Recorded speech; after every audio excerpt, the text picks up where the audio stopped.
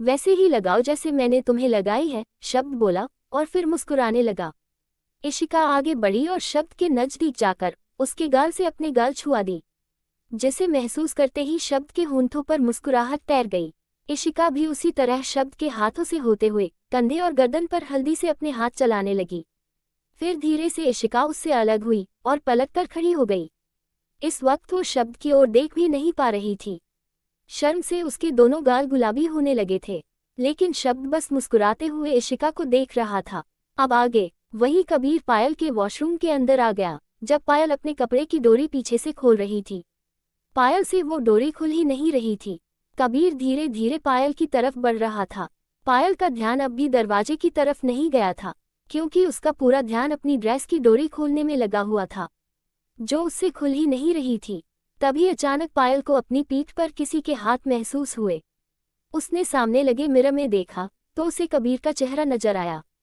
Mister Raghuvanshi आप। इसके आगे पायल कुछ नहीं बोल पाई, क्योंकि कबीर के छूने से उसके शरीर में तेज सिरहन दौड़ गई थी, जिससे पायल की आंखें बंद हो गई। कबीर धीरे धीरे उसकी ड्रेस की डोरी खोल रहा था और साथ में उसकी पीठ पर अपने होंठ फिरा रहा था, जिसे महसूस करते ही पायल मदहोश हो रही थी। कबीर प्लीज। पायल ने जैसे ही कबीर का नाम लिया, पायल के पीठ पर फिरते कबीर के होंठ रुक गए। वो मुस्कुराया और पायल को पीछे से अपनी बाहों में भरते हुए बोला, वाओ स्वीटहार्ट, आज फिर से तुमने मेरा नाम लिया। कबीर के कहते ही पायल ने अपनी आंखें खोल दी और मिरर से ही सामने कबीर को देखने लगी। कबीर उसे देखकर मुस्कुरा रहा था।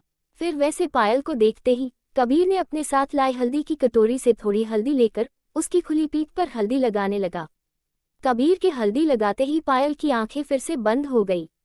पायल की पीठ पर हल्दी लगाते हुए कबीर ने पायल के कंधे पर से एक और का कपड़ा थोड़ा सा नीचे खिसकाया, फिर उस पर अपने होंठ रख दिए। कबीर की नज़र पायल पर लगातार बनी हुई थी।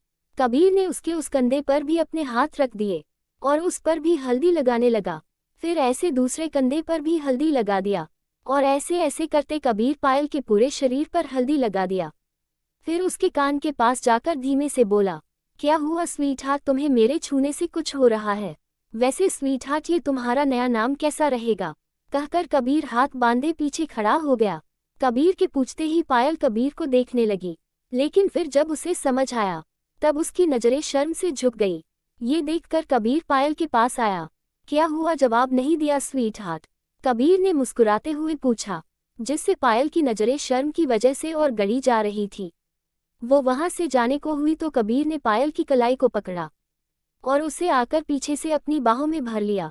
कल हमारी शादी है स्वीटहार्ट, तो तुम ऐसे ही चली जाओगी? मैंने तो तुम्हें हल्दी लगा दी, लेकिन मेरी हल्दी कहाँ है? कबीर ने जैसे ही कहा, पायल ने अपनी नजरें उठाकर कबीर की तरफ देखा। फिर कबीर की बात का मतलब समझते ही कबीर के उस हाथ की तरफ देखा, जिसमें कबीर ने हल्दी की कटोरी पकड़ रखी थी। पायल मुस्कुरा दी। उसने कबीर के हाथ से वो कटोरी ली और उसमें से हल्दी को लेते हुए बड़े ही शरारती अंदाज से कबीर के पूरे चेहरे पर अपने हाथ रगड़ने लगी और फिर वहां से भाग खड़ी हुई। कबीर को जब एहसास हुआ कि अभी अभी क्या हुआ, तो वो भी पायल के पीछे पीछे भागने लगा। पूरे वॉशरूम में वो दोनों पकड़म पकड़ाई खेल रहे थे। पायल आगे आगे भागती और कबीर उसे पकड़ने के लिए उसके पीछे भागता।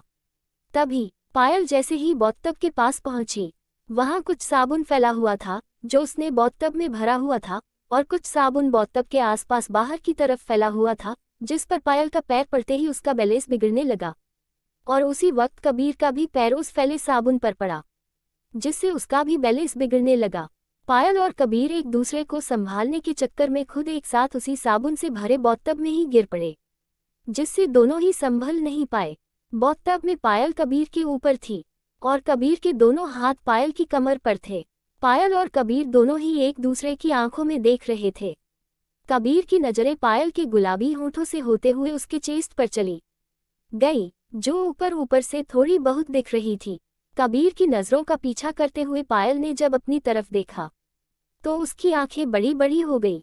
वो कबीर के ऊपर से उठने लगी तो उसका बैलेंस बिगड़कर फिर से कबीर के ऊपर गिर गई। उसने एक बार फिर उठने की कोशिश की, लेकिन फिर वही हुआ, उसका बैलेंस बिगड़ा और वो फिर से कबीर के ऊपर गिर गई, मगर इस बार उन दोनों के होंठ आपस में हल्के से छू गए थे। पायल ने फिर से कोशिश की, लेकिन इस बार कबीर की पकड़ पायल की कमर पर कस गई और उसने अपने दूसरे हाथ से पायल के सिर पर हाथ रखा और फिर उसके होंठों के ऊपर अपने होंठ रख दिए। कबीर उसे प्यार से किस करने लगा, लेकिन पायल उसकी हैरानी का कोई ठिकाना ही नहीं था।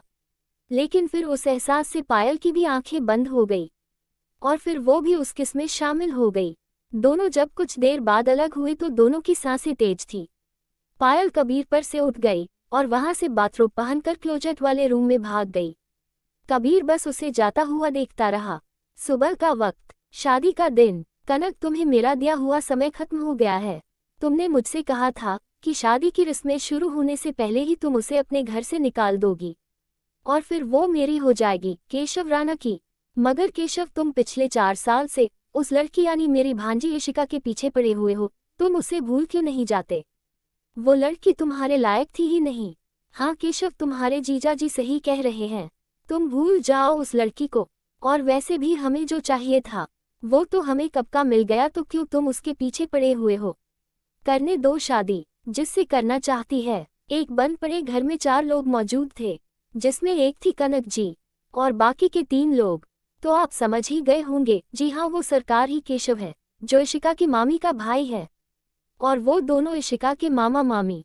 नहीं दीदी, मुझे इशिका चाहिए। उसकी खूबसूरती ने मुझे पागल कर दिया है। वो मेरी थी, मेरी है और मेरी तो उसे होना ही होगा। लेकिन सरकार कैसे? और आज तो शादी है, मैं कैसे? कनक जी बोल ही रही थी कि केशव ने हाथ दिखाकर उसे चुप कर दिया। किसने कहा कि तुम कुछ करोगी? अब जो भी करूंगा वो मैं करूंगा, भले मुझे उसके लिए इशिका को उसकी शादी के दिन उठवाना ही क्यों ना पड़े। कहकर वो सामने देखने लगा और वो तीनों केशव की ओर। दूसरी तरफ सोनिया और काया दोनों एक साथ एक ही रूम में थी और इस वक्त सोनिया फोन पर गुस्से में भड़की हुई थी। डैड प्लीज, आपको मेरी मदद करनी ही पड़ेगी। आप जानते भी हो कि आपके उस आदमी लखा की वजह से मेरा पूरा काम खराब हो गया। भले उसने मेरा नाम ना लिया हो, लेकिन पकड़ा गया और उसके पकड़े जाने की वजह से हमें चुप रहना पड़ा, वरना आज इशिका की जगह मैं दुल्हन बन रही होती। Please dad, please help me, Sonia बोली। लेकिन सोनिया के डैड नहीं माने। ओके फाइन, नहीं चाहिए आपकी मदद, अब जो करूंगी मैं करूंगी, कहकर सोनिया ने फोन काट दिया। काया, जो अब तक सोनिया को बात करते हुए देख रही थी, सोनिया के बात खत्म करते ही काया ने पूछा, करने क्या वाली हो? वही जो तुमने भी कभी नहीं सोचा होगा, कहकर वो चुप हो गई और सामने देखते हुए मुस्कुराने लगी। मैं कुछ समझी नहीं। सोनिया, करने क्या वाली हो? काया ने सोनिया की तरफ देखते हुए पूछा। सोनिया काया की तरफ देखते हुए मुस्कुराने लगी और फिर बोली, कुछ ऐसा जिससे हमें वो मिल जाएगा जो हमें चाहिए, मतलब मुझे शब्द और तुम्हें कबीर, और उसके लिए मुझे तुम्हारी मदद की जरूरत है। बोलो क्या करना होगा? मैं कबीर को पाने के लिए हर हद पार कर सकती हूँ, किसी भी हद तक जा सकती हूँ, काया ने मुस्कुराते हुए कहा।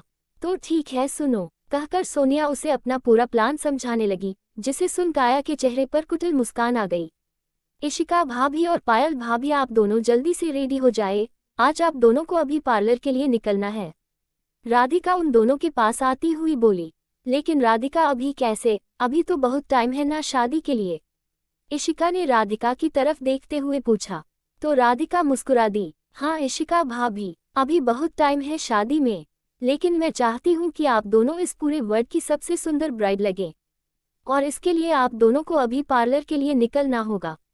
और हाँ पायल भाभी, आपके लिए आउटफिट्स आपके रूम में रखवा दिया गया है, तो प्लीज आप एक बार चेक कर लीजिए। और इशिका भाभी, आपका भी शादी का जोड़ा आपके रूम में रखवा दिया गया है, तो आप भी एक बार चेक कर लीजिए और फिर पार्लर के लिए निकलिए अपने अपने आउटफिट्स के साथ, राधिका बोली। तो पायल उसे दूसरी तरफ लाकर धीरे से बोली, ये शादी का जोड़ा तो हमें आपस में नहीं बदलना ना।